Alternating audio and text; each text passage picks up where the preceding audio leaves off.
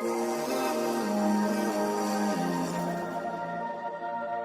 don't know what to think about this virus. Started in China, now everybody in America's hiding. There's no groceries cause people start to panic and buy it. The shelves are empty, the ones with plenty already stockpiling. Y'all making memes, think it's funny? Wait a week till the riots, wait a month till the only way to eat is be violent. It's not the sickness that's scary, it's all the people who wildin'. The government lying, they trying to keep us calm through the sirens. You know it's for real, and all the pharmaceutical giants don't have a cure that they can sell you. So now everyone's dying, there's no vaccines or medication made that can fight it. I guess it's time to pray to God we can't rely on the science. And everyone around me in a mask and some gloves. The stock market crashed and the bank's about to bust. Tell us sanitize our hands, this will pass. It's a bug, stay inside, you'll be fine till we're trapped there for months. It's a ghost town, we're in this together. They're closing all the stores down, we're heading for shelter. It's a war now, they'll always remember. When locking all our doors down, we're sticking together.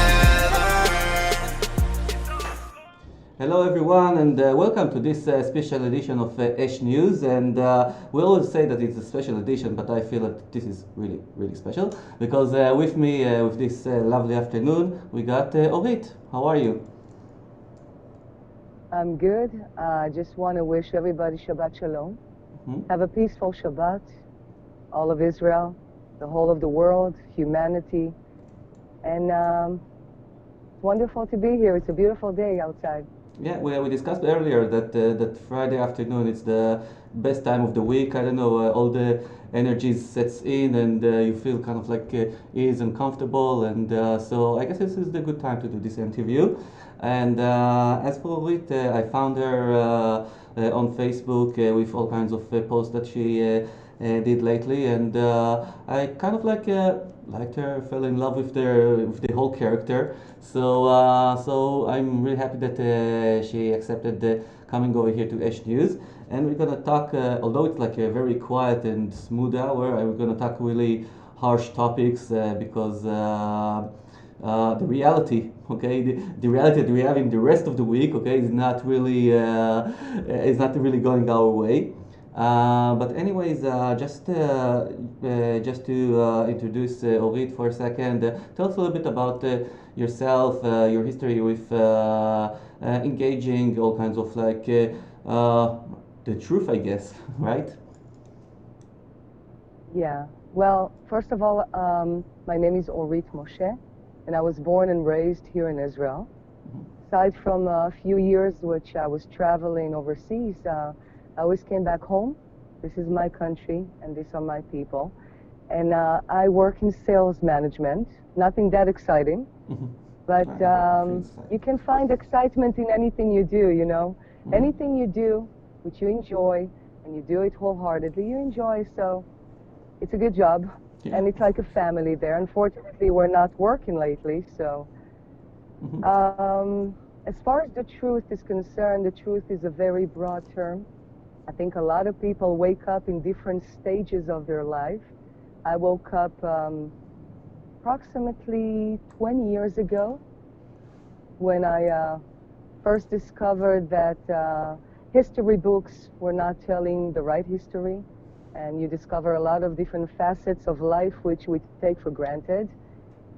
That's a whole different subject, but the real awakening, I suppose, derived about 10 years ago when I started watching InfoWars, which is an internet news, which tells the news as it is. They don't make the news. Yeah, with Alex Jones is the head of it, right?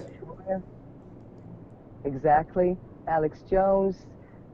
I find him to be an admirable man, and he's a real patriot, a real truth fighter, a God-seeking person, and he does manage to convey a message to people who are not yet in the loop, with tenacity, with the truth, with compassion, and of course with God, because besides everything that's going on, doesn't matter if you're religious or not, doesn't matter even if you're an atheist, you do believe in a higher power, what I call God, and many, and we know as the Creator.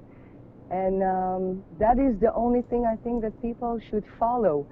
At the end of the day, you listen to your heart, you listen to Him, and you find out the truth. Yeah. It's not so hard, Yeah, really. from what you said, an idea just popped up in my head is that in the media they're not really talking about God, right?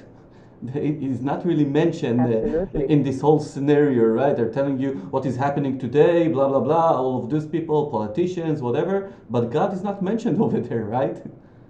As part of the show, you That know? is, unfortunately, it is by design. Mhm. It is meant to be like that. They have been trying to take God out of the equation forever, since the beginning of times. And now that they have the media, and the media naturally is controlled privately by private corporations, they have an agenda at the end of the day. They have a lot of money at stake, and God is not part of the agenda. And we already know the agenda. We're going to discuss it later. Agenda 21, UN. That's one of the key factors in the agenda, is to remove all mention of God. No God worshiping, if it's Christianity, Islam, or Judaism. All the monotheistic religions supposed to be abolished in order for their religion, which is Satan. That is plain and simple. Satanism at its Yeah, best. I'm very fond of like talking about Satan because I don't know he's well present, okay, and I think that we shouldn't ignore him as we shouldn't ignore God over in the media. They're both like very really Exactly. present, and especially if we're talking about nowadays and our reality that we're facing over here and all over the world, I guess because we're here to talk about the corona lie and the corona crisis or the pandemic or whatever you want to call it. I think that we will begin with I guess the assumptions if we already talk about God is that my feeling is that this whole war which is happening over here between which is I guess manifested through people, but the main actors and the main powers that kind of like motivate this crisis and this miserable life that that we are facing now is not an earthly entities. Okay, those are not those are actually powers that are higher than us, and they are the one who are fighting at the moment. Would you agree? Absolutely. Even if you go to the scriptures, it says in the book of Revelations from the New Testament that we are not fighting flesh and blood, we are fighting spirits right now. Mm-hmm. And it is true, because this last war, which people refer to as the Third World War, is not going to be a real war with not a single bullet shot, I believe. It is a war of the mind. It is a war on your mind and my mind and everybody's minds, which has been deceived and closed for eternity. Since the moment we're born, we're being fed lies. And so this is a psychological, spiritual war, and only the strong at heart and the strong in knowledge, and this is where we come at, knowledge, Mm-hmm. will win, Yeah, unfortunately. I guess. Not going to be easy, I can tell you that. No, it's not. But describe me the battleground for this war. I think it's right over here in our living room, in schools, in where else we can find this battleground that you're talking about because there are no bullets as you said, right? Fortunately, yeah. The objective of this war, as far as they're concerned, if we're calling them, we're talking, of course, about the secret elites that control the world. We're talking about approximately 60 families of wealth that control the central banks. And they have an agenda, and their agenda is mostly children. We're talking about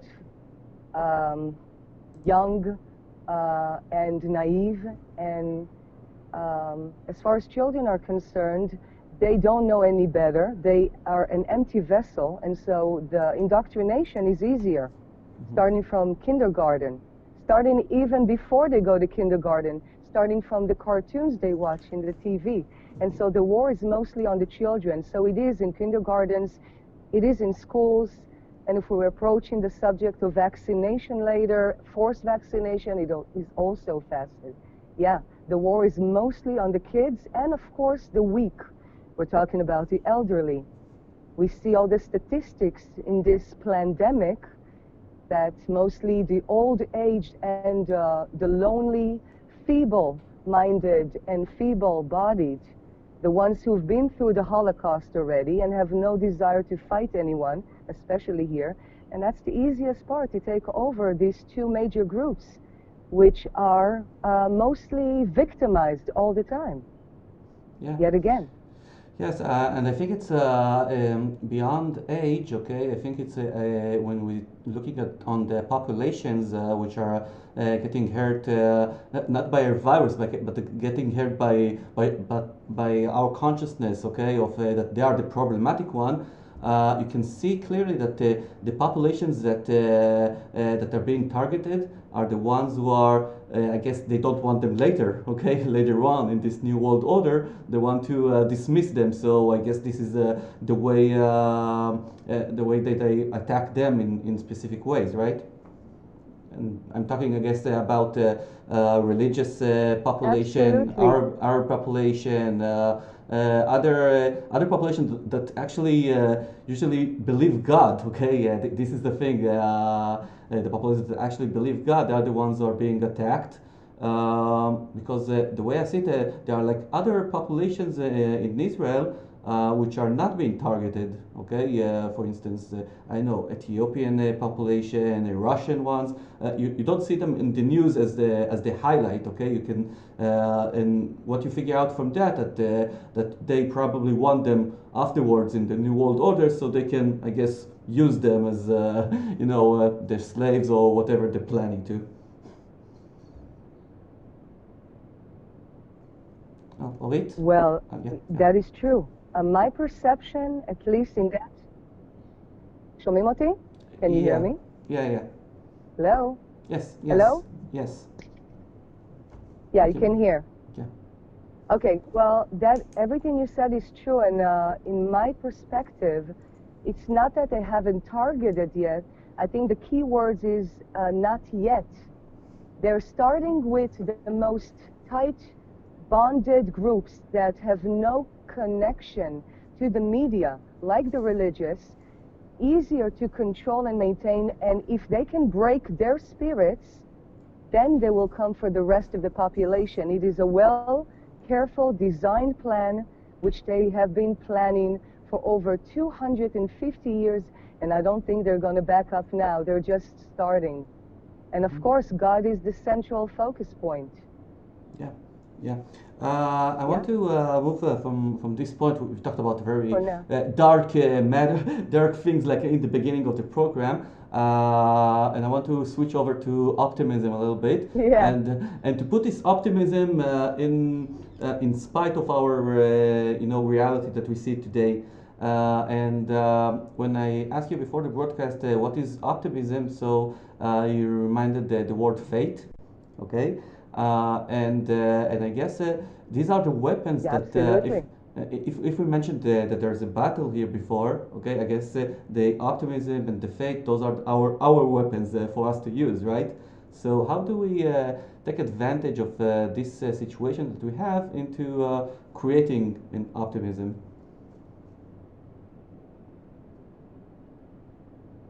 Well, I always said that the greatest darkness comes right before the light. Mm-hmm. That means that when you have faith and you are not afraid, and it is also mentioned in the Bible, again, I have to give reference to the Bible, because one of the words that is being repeated many, many times, if not the most, is do not be afraid.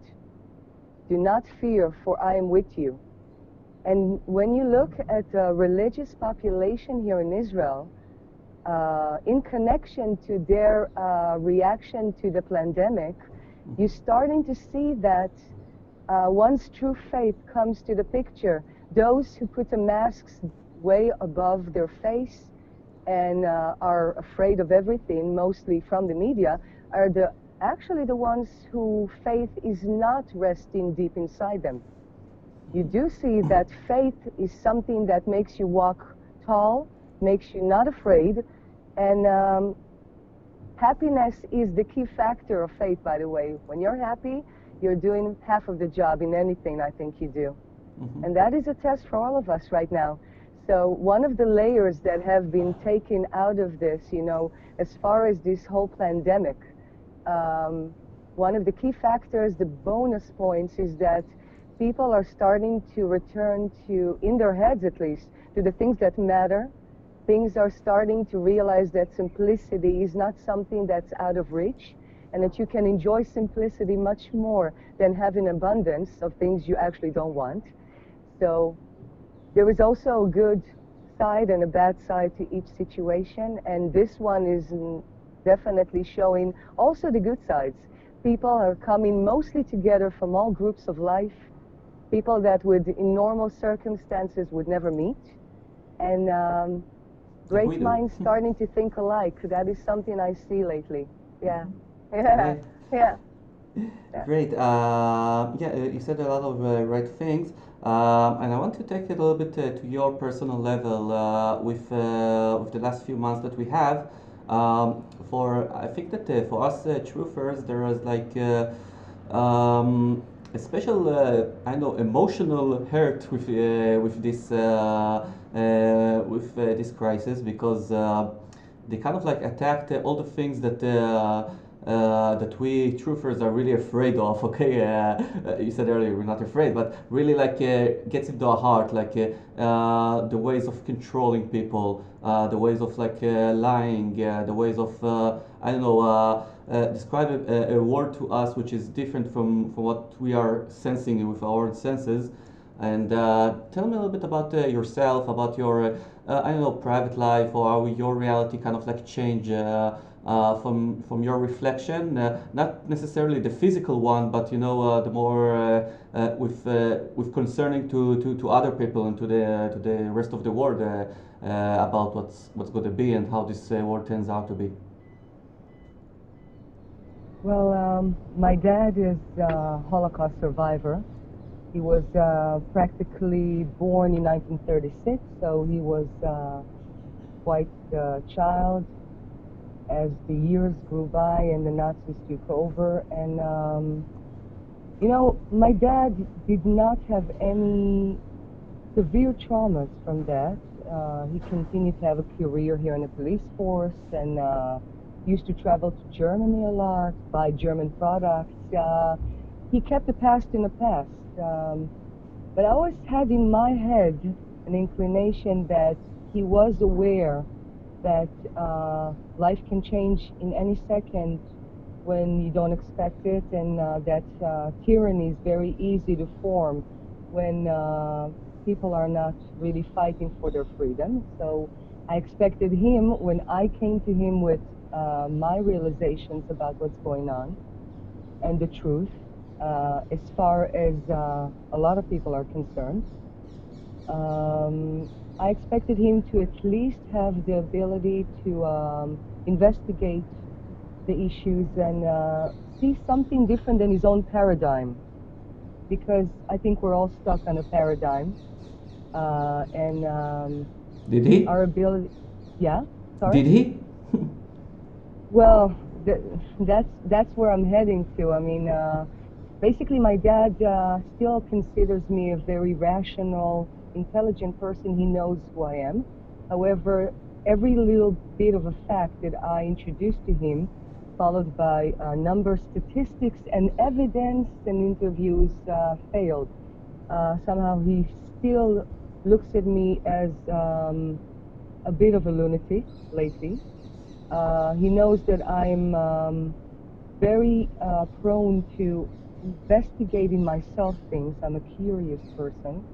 And so when I'm being presented with facts that don't match the official facts that the media show, I immediately run to investigate it myself.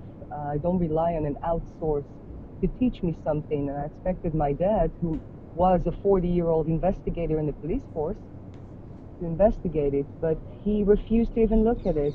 He barely took a glimpse and brushed it off as fake news, something that the mainstream media is very adamant that at doing brainwashing the public into thinking that anything that is not shown on their official channels is fake news.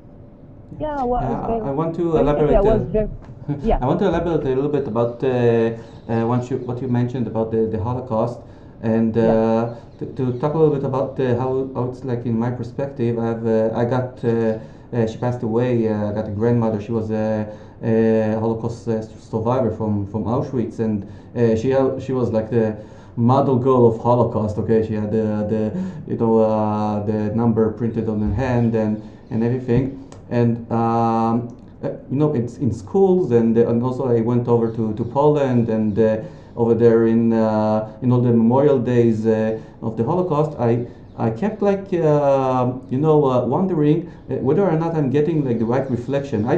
From all the pictures that I'm seeing, okay, I can't really get the right picture. What is Holocaust? Okay, the right feeling of what is Holocaust. But the moment that I looked at my grandmother and I saw in her eyes what is what her feelings like, how her looks like, this is the moment that I kind of like realized what Holocaust really is. And quite lately, like when a lot of comparison went online with comparing the situation today to the Holocaust, and lots of people, including you, if I remember correctly, switched their profile picture with the yellow star and with all kinds of like symbols that and also kind of like memes that tells the comparison between nowadays and the Holocaust. And I think that the thing which is similar, okay, in both the Holocaust and both today, is that the war itself that we spoke about it before is not a country versus a country, okay? It's like the same country which operates the destruction and the death of their own citizens, okay? And I believe that the people that were in the ghettos in the beginning of the war, back then in Germany, they fought for themselves like we do. Oh, we got like our army is getting into our ghettos to take care of us, I guess, and this is why they're doing all their things, because I know they're saying that we got diseases or whatever. We are infected with evolution back then, okay, and today it's like a corona. It's something. It's actually the same. So I think that this is the similar thing, and this is the upsetting thing that people don't realize that their own country, their own state is operating their police force, their army, all kinds of like measures against their own people, and this is what we're witnessing at the moment, I guess, right? Absolutely. This is a very intricate subject to talk about. There's a lot of things to mention as far as the Holocaust. But I just want to remind people, besides the importance of the name and the significance of historically significantly how charged the name is, the Holocaust is basically an event in catastrophical measures. That means it's a great disaster or tragedy. And a Holocaust is a term that should have been used in many events throughout our history. There's been many Holocausts, which means that it's never really ended. And the Nazism, as far as the Nazis are concerned, if we think about the historical events, the Nazis never left, because Nazism was always an idea. It's an idea more than an action. It's more than people, I guess, right? Exactly. It's something that's implemented and can be implemented in any regime, no matter whether it's in the 1930s or now in 2020, where on top of it all, technology is such as best and such developed that it can be used against its own citizens, which is also a topic, but not for now, because there's a lot to talk about. Mm-hmm. A lot. Yeah. Okay, good. And we were talking earlier about faith in this whole crazy reality that we're seeing over here. I think we got like again from the mainstream media, we got lots of like dark prophecies about people, losing their financial state, losing, I don't know, their lives, people committing suicides, all kinds of things which are resulting out of this crisis, out of this quarantine. But I think that for me personally, and I want to check if that's as well with you. This is again how it got reflected out of your posts. I think that the most severe damage that we got is from is like the emotional hurt, okay, or like the consciousness. It's not really about money, you know. It's about how this life are going to look like from now on, right? Absolutely. We have to remember that whoever planned this whole pandemic and this whole fake crisis psychologically has been studying human nature for centuries. And let's be honest, as far as a human being that has any value, it comes mostly from working. When you take people's livelihood, and it's not just about the money is a byproduct, but when you take somebody's livelihood, you take away their pride, you take away their daily schedule, you take away their reason mostly to get up in the morning. And then those people have to fill their time somehow. And what happens in this modern times is that most people who have been working forever now find themselves at home with their families. Sometimes it ends up in good results, sometimes it ends up in disputes, sometimes it ends up with violence, and sometimes it ends up with suicides. And all because there is too much time and not enough introverts. People are not introvert enough, mostly extrovert. We are mostly dealing always with outside crisis, and when it's all quiet and there's not a lot to fill the day, then people have to look inside themselves. That causes a lot of discomfort emotionally. We are all somehow damaged in our own ways, right? Yeah, I guess so. I want to go through like in lots of the shows that I'm doing. We're talking about the crisis, about what is happening to people, about all kinds of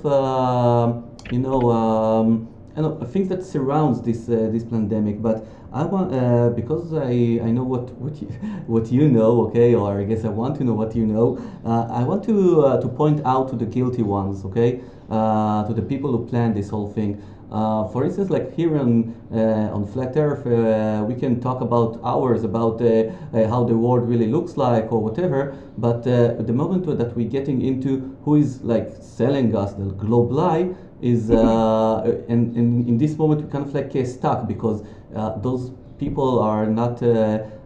Maybe there are like names that we know or faces that we know. Those are people that are like behind the scenes, and those are the people who are pulling the strings, I guess, right? And if I may, like just like ask you about what are the names, who are those people, which measures they're using in order to manipulate us. Well, throughout the years, I'm sure a lot of people in all ages heard the name Illuminati to be the most kept secret or mostly conspiracy theories. People who mentioned the name of that group, that secret elite group, used to be mostly ridiculed or called crazy. Yeah. But they do exist. They do exist, and we are talking about approximately 60 families who are more than wealthy. They control the world in all aspects, especially financially. They're the Rockefellers, the Rothschilds, the Soroses, the DuPont. There's many names. I myself even don't remember. I've never really cared to memorize, although it's very important. They never really interested me that much until now, because they were always in the background. They were always something that's worth talking about, never really hit home. And now, with this fake crisis that has come and has been carefully planned for years and years and years, most people starting to learn the truth about a lot of things that have been kept away from the public. or have been ridiculed. And I think now is the time that people need to name. We're talking basically about bankers, early bankers, who slowly but surely purchase every single bank and every single institution in this world, from judges to authority and governments and police and army. They have been placed everywhere, like a spider with tentacles. They have managed to entrenched in all aspects of our lives. And I believe if you're talking about banking, I believe that the source of all that started off with the Crusades, if I remember correctly, with the Knights of the Malta, the Templars, and they are the ones who kind of like initiated this idea of people giving them their money. They will give them like a piece of paper owning them this money, I guess, for them to keep. And with that, most of the people from the Crusades didn't came back. They kind of like earned these monies, I guess, and from that on, the banking system kind of like being continued, which is supposed to be like to make our life easier, okay, to give us handy money and all of that. But it's actually a control system on the population, right? absolutely, let's not forget that the banking system have replaced the bartering that was used by centuries and people. They used to barter, used to trade, there used to be production, and when banking arrived and the starting of the printing, that's a long story. We basically have replaced an actual product with a piece of paper that is worth basically nothing. And we can see, we look at Venezuela, which was the richest Latin country, if I'm not mistaken, one of the wealthiest in the world at one point. Socialism and communism have basically destroyed it up to a point where people started throwing all their money out the windows and see tens of hundreds of thousands that's basically not worth anything but toilet paper. And the idea of money, the idea of banking has been so rooted in our lives as something that we can't do without, because nobody taught us anything different. Yes, we become slaves. You can enslave people by two means, either by money, or by fear, or by war, force, or by a fake pandemic. Yeah. Yeah, and but I believe that nowadays it turned into from like taking care of only like money, it got expanded to control also our culture, like the way that we are like I don't know. Whenever opening up the television, I'm seeing all kind of like reality shows or any kind of like hosts or commercials or anything like that. Oh, I'm telling myself, oh, this Illuminati guy, why is doing on my screen or anything like that? And why do I say that that this is an Illuminati guy? How do they control the media, and why do I specifically? I guess that you are also identify those people as the Illuminatis, that the ones that we're seeing on television, on prime time, on the mainstream channels. Well, first of all, it's mostly, it is of course the Illuminati, it is the globalists as we like to call it, but it's mostly the CIA who actually discovered the beauty and the magic of TV when it first started to really be popular, if I'm not mistaken, in the 1950s. That's when they discovered that you can entertain, that you can influence. Commercials started. The CIA had a very big role in implementing the TV as a way to hypnotize people. That's why it's called broadcast. It's a broadcasting. Casting spell, yeah. Exactly. It's a spell for the broad masses.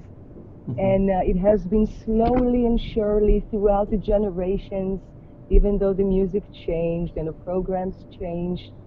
But when you look back at all the shows we have grown up on, also the cartoons, we see now hidden messages in anything. You see messages of starting from the simplest messages to children, pedophilia messages, of course. Lots There's of a lot like of things, symbols on the background, right? Lots of like symbolic. symbols in the background that flashes, numbers on the screen, usually triangles, which they love so much, and sixes and eyes, all very cult-like, which of course we know that's a cult. We're talking about a satanic cult, so they worship numbers and symbols, and those things kind of run from the eye when you first see a program and you're not fully equipped, you're not programmed to think different, and you miss it. Once you're awake and aware, one of the main attributes of being awake, or the main signs, is that you start to look at programs that you used to see and they just don't look the same.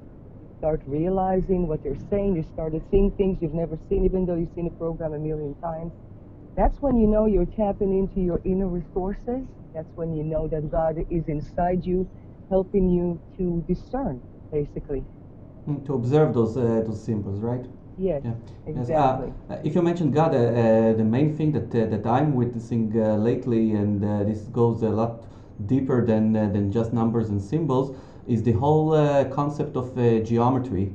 I think that once upon a time, when God created this world and nature, you can clearly see that He didn't make any straight lines. Okay, there are no straight lines in nature, and there is no symmetry, and there is no perfect shapes. Okay, like perfect triangles or squares or whatever, because this is how God created nature. Now, the first man, or like in a devilish advice, came over and said, "Okay, I see those in straight lines that you got, God. I will try to make it wiser and prettier, and I will make a straight line." Okay, and then after that came the parallel line.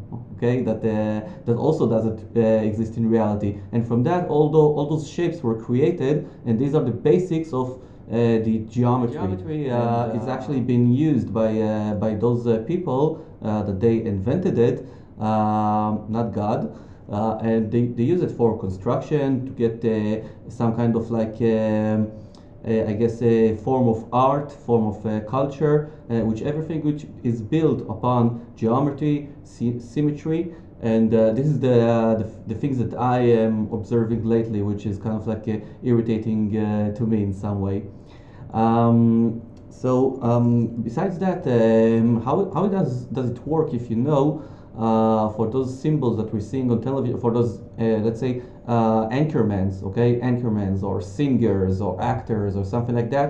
How does it work? Okay, do these people are coming to them personally and tell them, "Come on, join us, sign a deal with me," or something like that? How does it work? It was always fascinating for me. It's actually very simple, because the music industry and the art industry, the mainstream media, is controlled by them. It has always been controlled by them. When I mean by them, I mean globalists. I mean the Freemasons or the Illuminati or Satanists, really. And the reason I'm stating that is because it is said also in the Bible that this world he's been run by the Prince of Darkness. This is his world.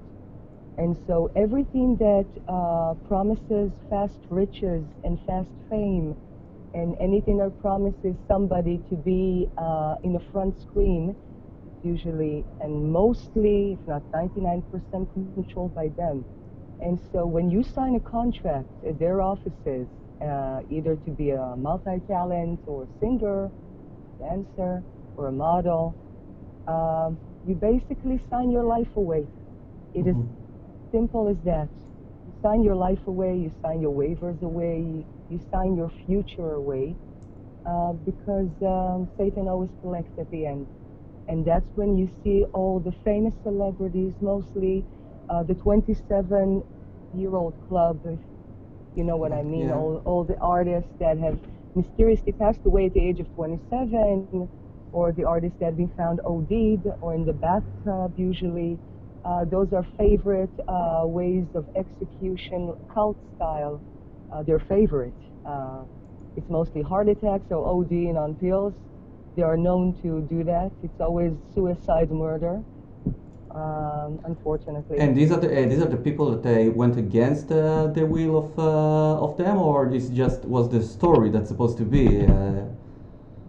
That depends. That is a good question. I believe it's 50-50. I believe it's 50% ritualistic sacrifice. They demand sacrifice. I believe some of them were sacrificed. Some of the famous ones, Otis Redding and Bob Marley. I believe Jim some Morrison. of them were, exactly. I believe some of them that knew the truth couldn't live with themselves. That's when you see usually all the addiction problems, intoxication, pills. They're mostly numbing themselves because they cannot raise their voice. They usually sign, as we said, a deal with Satan, and you can't back down, and that's what happens. And one more question about it. Does a star is being born and then being bought, or is it, or stars being picked up and being raised as stars, as we think happens in politics or whatever? No, I think in my perspective, that is actually the same as politics. I think they are groomed from the beginning. I don't think there's somebody who climbs the ladder of success, because it's all a theater, it's all fake, it's a facade, it doesn't exist, it's all meant to delude us from the truth, and yeah, I believe you're groomed from that. I believe the mothers, usually the parents, a lot of famous mothers have been known to sell their children for the purpose of money, fame, things that they couldn't accomplish. A lot of disturbed parents that don't understand what kind of deal with Satan they're performing. So they sacrifice their own kids in the show industry. There used to be a Mickey Mouse Club, and we now know all the stories that went behind the Mickey Mouse Club. Even Walt Disney himself has been a known predator, and his movies have symbols of predatorial effect of some level or another in mostly of his animations. Okay, so I want to. I think that you covered the Illuminati topic more or less, but I want to keep on the word with the word we started with the optimism and faith. How do we can escape from this world that is being created and we were born into? And I want to connect that to the lovely logo that we're showing here throughout the broadcast, which is right below us, Lev HaAm, with the menorah in the middle. Tell me a little bit about the group that I guess that you are activist in, and what's the purpose, and how is it related to our current day reality? Well, in the light of this pandemic, and people learning the truth from all walks of life in Israel and the world, of course. But if we're focusing on Israel, we know that one thing Israel politics never had, and that's unity. As far as unity is concerned, the Israelis were never that good at. We have been known to have strifes and to fight between ourselves, basically on everything. And so we have formed not a party, not a political party, because in Hebrew the word party means to divide. We have formed a unifier, me'achedet, which brings all people from all walks of life. We have lawyers and street cleaners. We have right and left. We have religious and we have completely secular. And we have people who never used to agree on anything, now working together to change from the core the basic corruption that has led Israel since 1948 in all walks of life. We're talking about ending financial corruption. We're talking about ending political corruption and social corruption, and anything that has been at a thorn on our side as citizens, things that we deserve. We vow to change from the core. And of course, we're going to do it slowly with everybody. Whoever wants to join is welcome. And we are actually looking forward to enlarging our group every day. Every day we get requests, friend requests, and people who want to know about the unifier. Mhm. And I believe that we'll have an interview right after your interview with Roni. Roni. He's the head of this movement. Yeah. He's Okay. the head founder, Roni Ben Arbon. Mhm. He's the head founder, and he's truly a real leader that does not boast, and he's not using his ego to move on his own. Let's just say, like most politicians, and he's not a politician. He's a simple man from Jerusalem, a man that has managed to light a fire underneath a lot of people lately on Facebook. Really, Yeah, I saw your very group. nice man. Yeah, I saw your group Yeah. over there, and there's a very nice content. I want you to elaborate a little bit about the symbol that we're seeing in the middle of the logo, about the menorah itself, because it comes instead of the Star of David that we are usually to see in the middle. And I think I also got like lately into realization about the symbol of the Star of David, which is, I guess, not supposed to be on this flag. And the menorah is actually the real symbol of the Israelis, the Jewish people. And yeah, can you elaborate a little bit about that? Absolutely. When we were thinking about a logo for our unifier, we realized right away, all the awake people, of course, people who don't know what I'm talking about yet. I'm talking about the famous symbol, the Star of David, which we have been taught our whole lives that is our pride and joy, that is the Jewish symbol. But basically it's not. It is a pagan symbol. There is a large history behind it. Unfortunately, I didn't come prepared, but I can tell you that the two triangles symbolizes Star of David are also part of the symbols that they love to parade throughout the years. Number, symbols, geometry has nothing to do with our heritage, while the menorah, which as we know, has always been our symbol, the Jewish symbol of faith, the symbol of freedom, the symbol of our connection with God. Of course, lighting the menorah, we chose the menorah to be our symbol because that represents us the best, and that is our born given rights to use that. That's all. Oh, great. I think that also there were lots of like agendas and with the decisions that were made back in 1948 that they chose the Star of David to put on the Israeli flag. I guess those agendas came from the people that actually established this country, or were there not really established, but they were the politicians of those times, and they were, I guess, more connected to the Star of David, which is in our modern time is connected to the Rothschild family.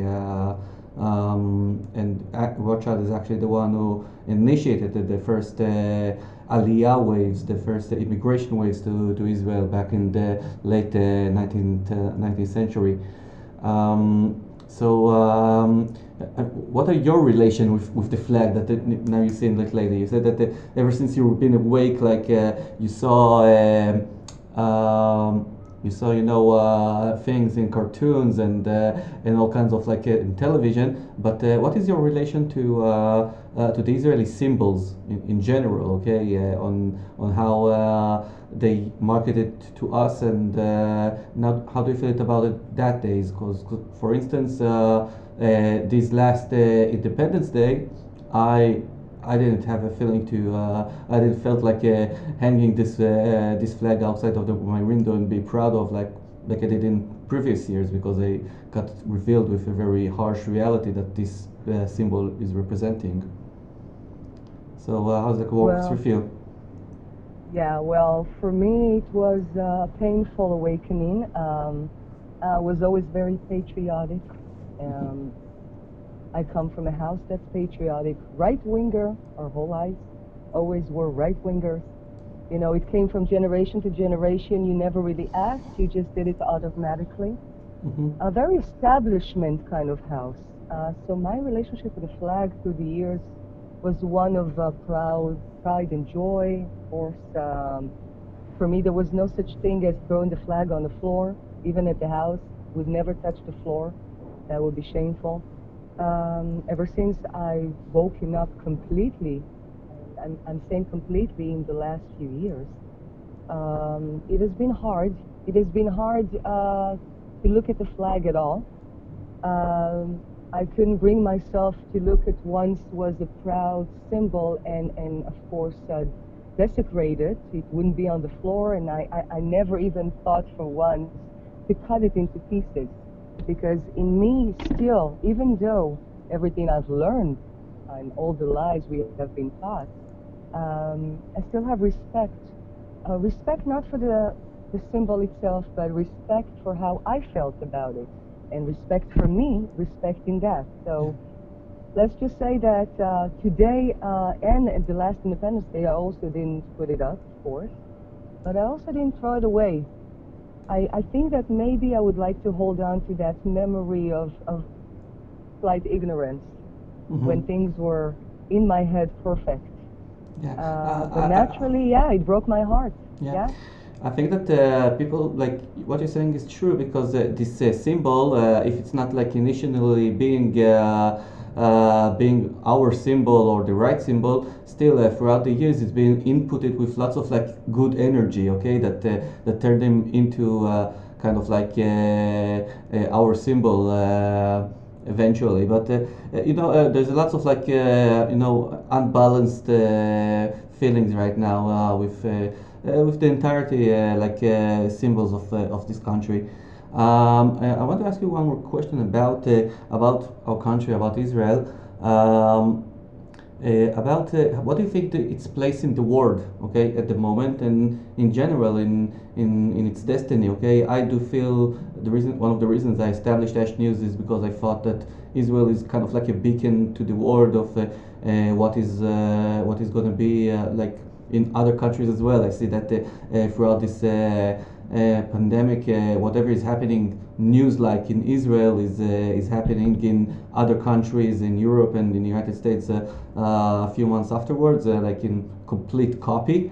So it shows me that Israel has a special place in the world, both in its I guess the way that it acts and the way that it shows the world of what should be, and I guess about the history and about the destiny, because the history was always like a junction over here in Israel. Lots of like historical junction and historical events happens over here with religions, with nations or whatever. So and of course this is the God that this is the country that God created for the Jewish people, that he said to Abraham, go to this land, I guess. So, do you think that Israel has a special role in all of our reality or on creation in relatively to other places in the world? Wow, that's a long topic, but I will start with the fact that there's a prophecy, and we are living in prophetic times. Whether someone believes in it or not, there's no denying that we are living a prophecy right now, and people who have studied the Bible see level by level, step by step, everything coming to life. As far as Israel is concerned, Israel has always been the objective of all nations. All eyes were set on here, either to conquer or to destroy. It's always been about the war between good and evil. That's just the way it is, between light and darkness.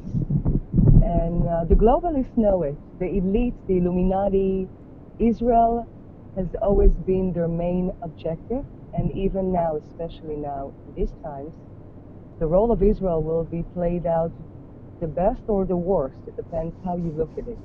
The worst will be here because their plan for Israel is the head of the snake. Israel has the head of the snake here, Jerusalem. According to the prophecy, the third temple has to be rebuilt.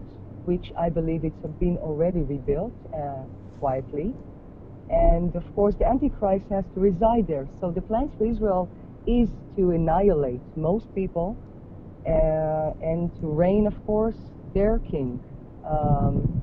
When I'm saying the best, if we look at the rest of the world, also according to the Bible, fortunately, things are not going to be easy. In fact, things are going to be very hard there, and people will flee here. If they can, they will come here. This will be somehow, strange enough to say, the safest place in all the chaotic times to come. But I don't want to scare anybody.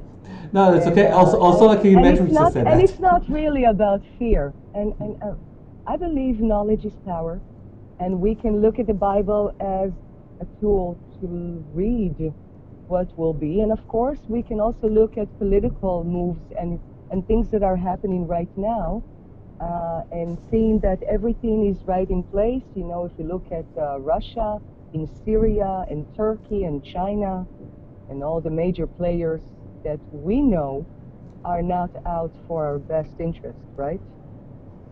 I guess Things so. are definitely going to be very interesting in the next months. I believe the peak will be in December. At the end of this year, we will witness some very good things, or some very chaotic times too. And I just want to remind people that no matter what, their seatbelts in life should be faith, and should be the knowledge that they're not on this earth to be annihilated.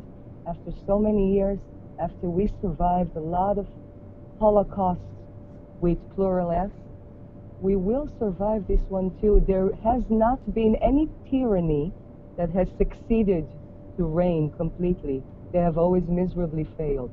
I know that this plan will not continue till the end of their plans, but I am aware that there will be some very difficult times ahead. Financially, we're almost at a ruin if we're looking at the devastation that will come.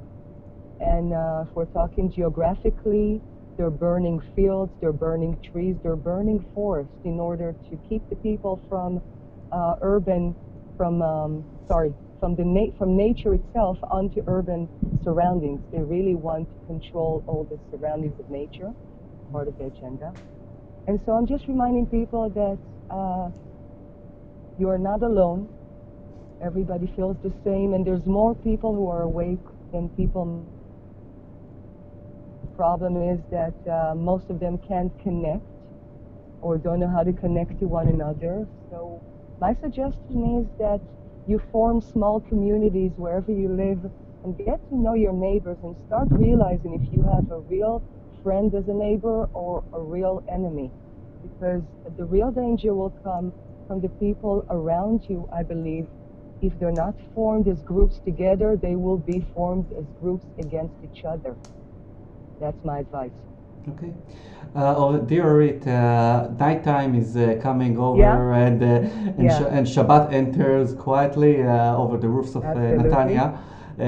So I guess we will conclude this interview, and I want to thank you a lot for your wise word and your perception and everything that you provided in this show. And I'm well expecting that we'll do other contents as well in the near future.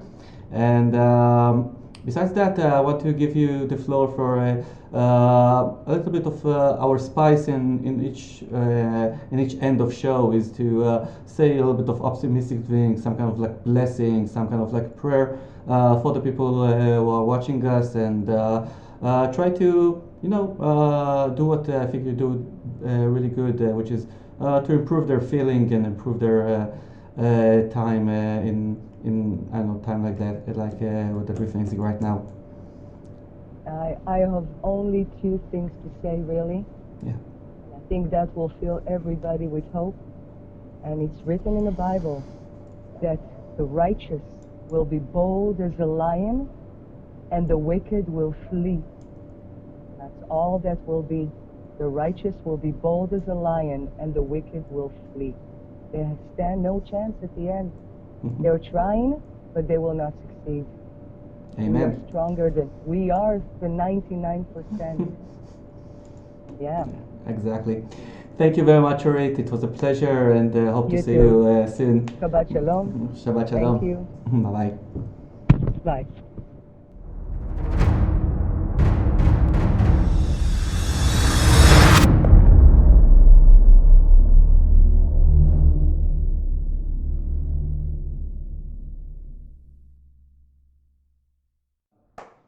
Hello everyone, and welcome to the extra edition of our show. We did earlier an interview with Orit, and we mentioned Roni, that is the chairman and the initiator of the Lev HaAm movement. How are you, Roni? Fine, thank you. How are you? Yeah, we're good, we're good. We just had an amazing interview with Orit. She kind of like taught us and acknowledged us with all kinds of like very interesting things. But she mentioned also the movement that we talked about, the Lev HaAm movement. Tell us a little bit about Yeah. the history of this movement, where did it come from, and a little bit about the activities of this movement, if possible. Okay, I'll tell you the truth. The movement is not. She's a baby. In February, yeah, because of all the situation that is in the world and the effect of the so-called epidemic on Israel, we decided to make a move and to open this. I don't know if it's a movement. It's more to unite the Jewish people and the citizens of Israel, to help them to make sure that they will know the truth.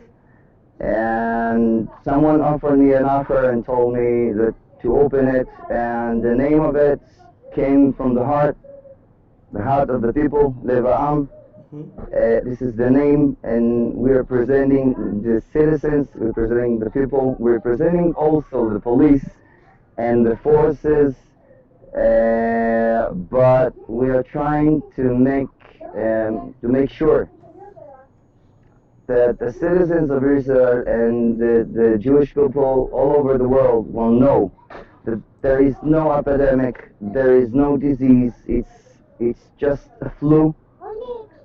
And we are trying to help with any way that we can to each and every one of the citizens of Israel to get over it, not to be afraid from nothing. And You think it started in February.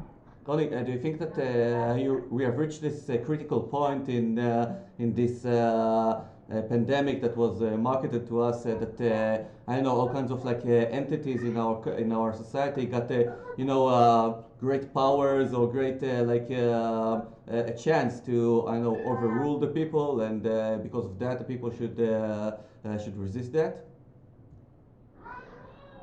I don't. The question is not so clear because we don't want to resist the rules. Okay. There is rules that are here since 1948. This is the rules. This is the law. Okay, and we are trying to pass it over to everyone in the world, not just in Israel. That there is rules, and there is some conditions that make of this corona disease that I know for sure, and from professors in the world and doctors that say that this coronavirus is in our DNA, in our RNA, and it's just a flu. I don't know. I don't want to get into politics because I'm not. Since I was born, I don't want to be in the politics. My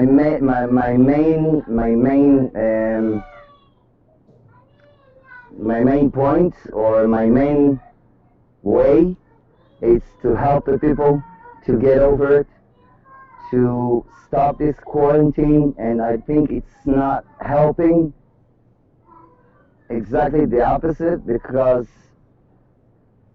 to close people like animals in a cage at their home and to shut their mouth so they can't talk and to disappear their faces. It's something that I always say it when I'm going live on Facebook. It reminds me the Holocaust.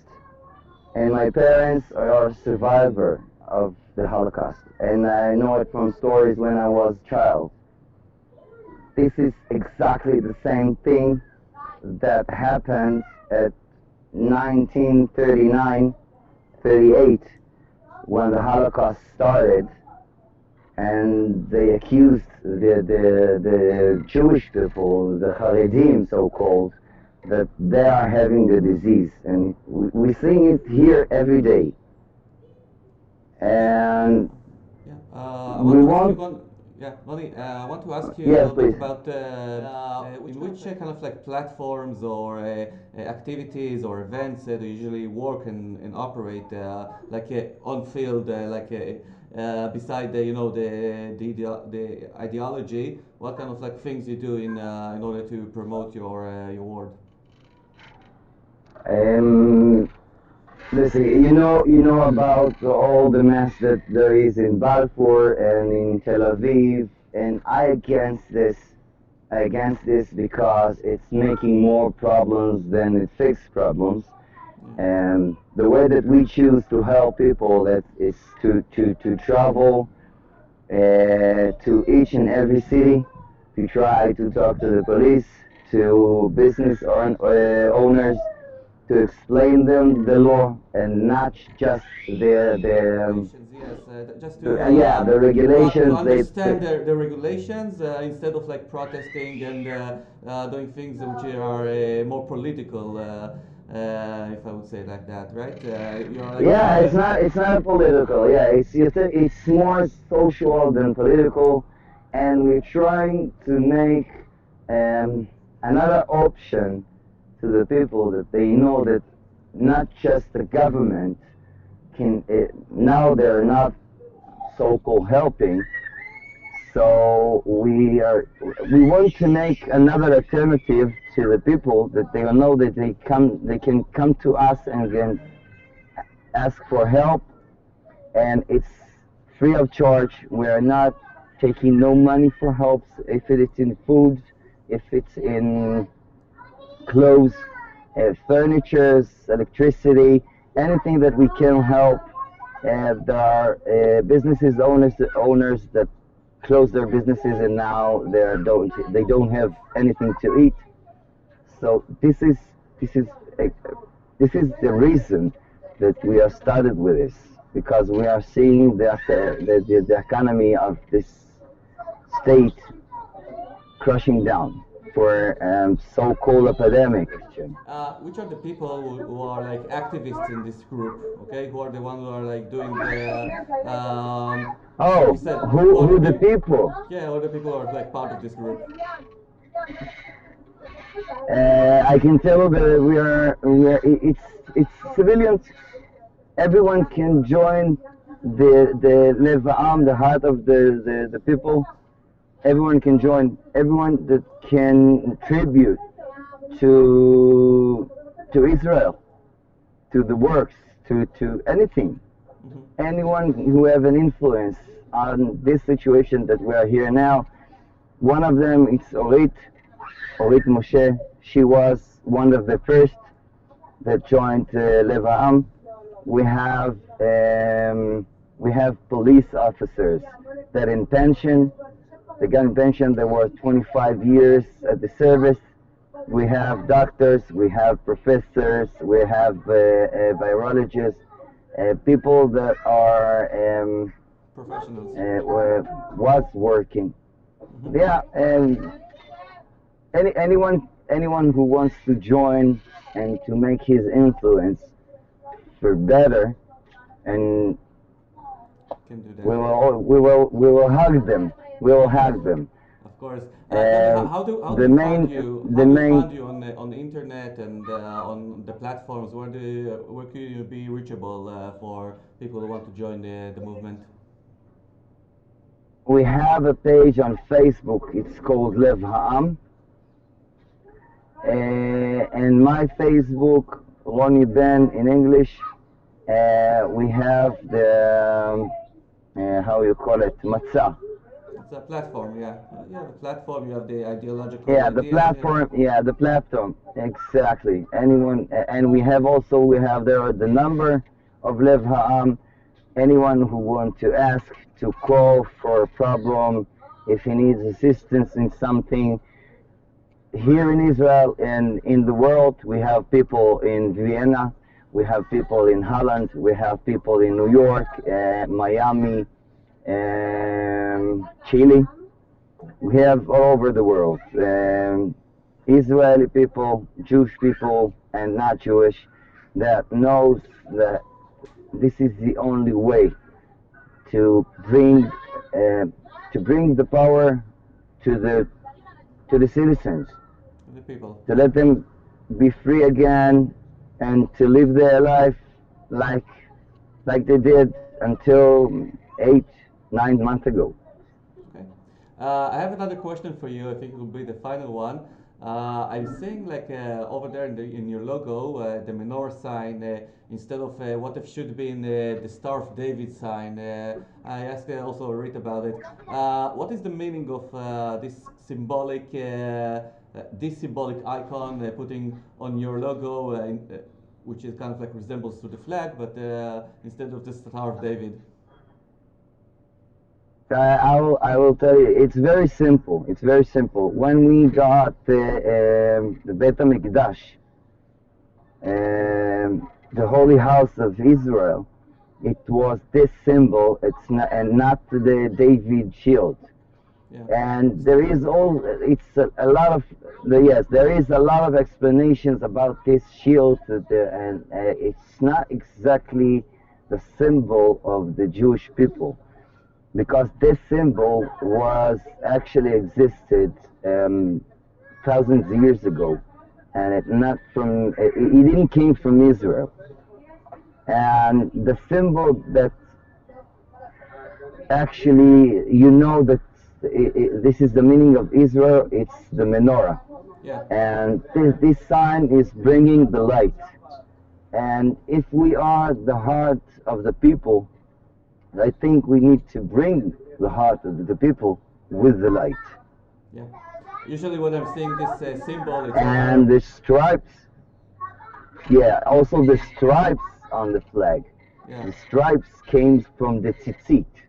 Mm-hmm. The tzitzit have 4 blue stripes in each side of the tzitzit. So we're gathering all the signs and all the symbols of the Jewish people and the Israeli people to one flag, that we connecting all the dots to make a clear path for everyone.